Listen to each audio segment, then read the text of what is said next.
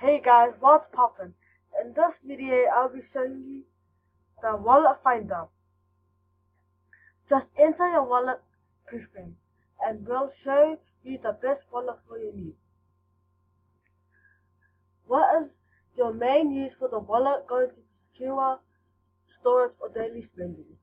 You can click here to go find the wallet you're looking for.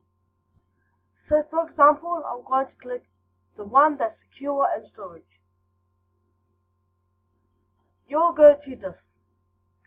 It's storing many different types of cryptocurrencies like Litecoin, Ether or ERC20 tokens important to you. It will say yes, I need to store many different coins, tokens and cryptocurrencies, or no, just Bitcoin. So I'm going to click yes, I need to store many different coins, tokens and cryptocurrencies. Then click next. What operating system do you plan to use?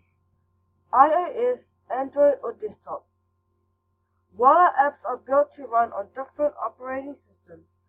Some wallets only work on a desktop, but not on mobile. There are only plenty of options for each operating system. So I'm going to click desktop and then click submit. You'll see that we found two wallets that fit your preferences. These two match the answers I just clicked on.